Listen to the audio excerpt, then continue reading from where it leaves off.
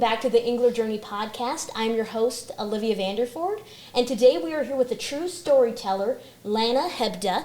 It's so nice to have you here today. But thank you for having me. As you said, my name's Lana Hebda. I'm currently a fifth year here at the university, and so I'll graduate in May, which is kind of scary to think about, but I'm currently majoring in ag communications and sports media, and then I also have minors in ag business as well as Engler. And I'm the owner of Lana Hebda Creative. Perfect. I'm so excited to hear more about your business. And so could you tell me and everybody listening about why did you want to be a storyteller? Why did you think that was so important? Yeah, so I grew up on my family operation, and so I'm a fourth gen, and so there wasn't a whole lot of documenting going on, and just knowing my family's story, like the struggles that my grandparents went through, and the things that they made it through too, I just think there's something so powerful with that. And so, like I said, we didn't have a lot of documenting growing up, and so there's a lot of stuff growing up that I didn't know about until, like, I sat my grandparents down and I was like, tell me more about this.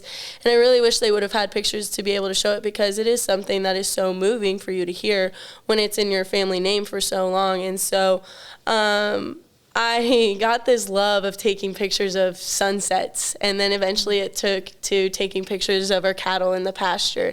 And then up about a year and a half ago was when I bought like my first real camera, and I started following my dad and my brothers around and my grandparents around, and I have a little niece and a nephew, and so following them around when they're on the farm too, because those are pictures they're going to be able to look back on, and like pictures their parents are going to be able to tell the story that goes with the picture that was captured. And so I think it's just important. It was that, knowing that we didn't have that documenting that, I was just like, wow, like this really needs to happen to be able to preserve our family history and be able to show future generations to come. Yeah, so really a generational thing that you really wanted to capture, and I can really connect to that as well with agriculture, because a lot of us in Nebraska, we are all connected to agriculture. So I think that's super important to capture our families that are involved in agriculture. So my next question that I just wanted to ask you was, what was your very first experience in the Engler program, and why was that impactful to you? Yeah, so I actually got to Engler late in the game. I think it was my junior year that I was like, wow, like this is actually a really cool environment and place to be a part of. And I think it was just I had a lot of friends that were in the Engler program, and just being surrounded with people who have that just like entrepreneurial mindset, that is just like something else that drives you to like not be settling for working for someone else, but be able to like work for your own business and like make a name for yourself, is something that was like really powerful to me. And so being surrounded by those people, I would say, is like probably one of my like most impactful first Engler moments. And I think like looking back on it now, even I was just like, dang, I really wish I would have got involved in this more. But I kind of had the mindset of like, when I came to college, I didn't really have a business or anything. So I was like, well, I can't be a part of something like that. Which looking back now, I was like, wow, you were so wrong. And so like really taking advantage of that. And I just got done with 488 this semester. And so I think another like really impactful thing that I've been able to learn through Engler, because there's been so many, but Dave, he was really teaching us the financial side of things. And so like coming from me, I'm like, you know, I'll get paid, it'll be fine. Like I don't really got to worry about my income statement or my balance sheet or stuff like that. And what he really said when he was like, if you don't know how to do this stuff, like you're not going to be able to be successful. And so I like really started to like look into that more, and I was like, wow, like that is so right. Like it's more than just getting paid, but you got to look so much more into it. And so yeah. Hopefully that answers the question. Yeah, so 488 was one of your favorite classes that you did here at Engler. What was another impactful class that you really enjoyed taking? Was there any? It was so one of my other favorite classes, I'd probably say, that also had the most impact was a class that Tom Field taught, Living Abundantly, I think it was, and just like really making you do a deep dive into your personal life and like your family life and stuff like that, of like what truly makes you happy and like makes you want to live the abundant life, and just how your business can help you play into that. Because sometimes I think it can be so easy to get caught up and I fall to this too, in like comparison and stuff like that, and makes you really lose like that the true happiness to having this business. But everybody has their own way to do something, and I mean, your path is going to be different than everybody else's. And so that class was really able to help me hone in and refocus on the fact of that, like, okay, someone might be doing better than you now, but your time is coming, kind of thing. And so that class really had an impact on me to be able to be like, you need, and I know it's easier said than done, but like, stop comparing yourself to other businesses, because like I said, your time will come. Mm-hmm. Yeah, that's great advice. And then that also kind of told you, like, to find your journey, you know, where you're going, and kind of finding your journey into your camera business, your photography business. So another question I was going to ask you about that business was, how did you get to promote that business, or how did you get to do that through Engler? Yeah, so it's mostly word of mouth. I'm not a big social media person. Like, I do not like social media at all, but so I use it really as like a portfolio, so people like see that, like, my work that I actually can put out there.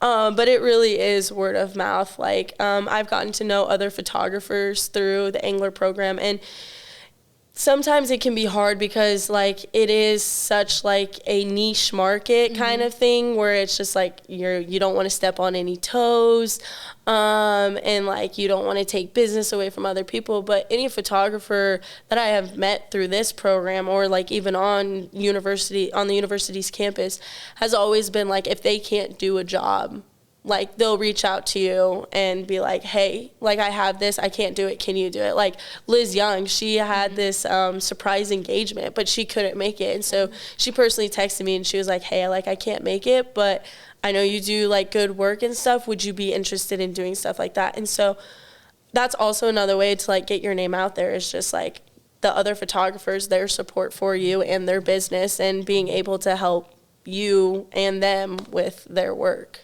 Yeah, so. Totally. So who has been like one of your biggest mentors in Engler that you would say? Honestly, I'd probably say Dave. Dave, yes. I have, especially this year, I have been in his office more times than I could probably count, just because I think it really is settling in that, like, this is my last year, and I know, like, I tried to grind it out as much as I could and get involved in Engler as much as I could.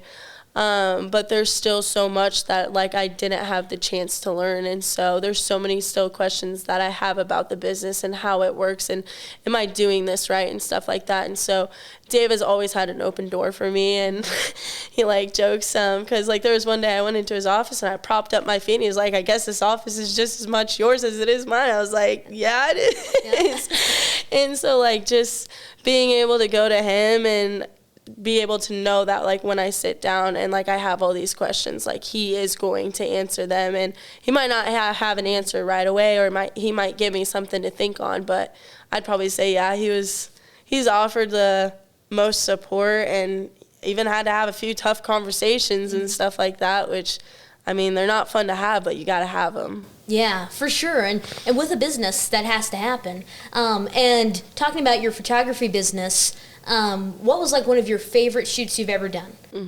Oh, gosh. That's a tough question. I guess in general, I'd probably say that my favorite shoot is the first shoot. Like, when I do a shoot for a first newborn, or a 1-year shoot, a family, or like even a senior, just because you don't really know what that shoot is going to entail, or the beauty that it's going to bring out in it. And so just being able to go back and look at them and like learn from your mistakes, like the amount of times that I've looked back at my first shoot and I'm like, wow, I would have done that so much more different to where I'm in now. And I've done like 5 or 6 of those shoots underneath my belt.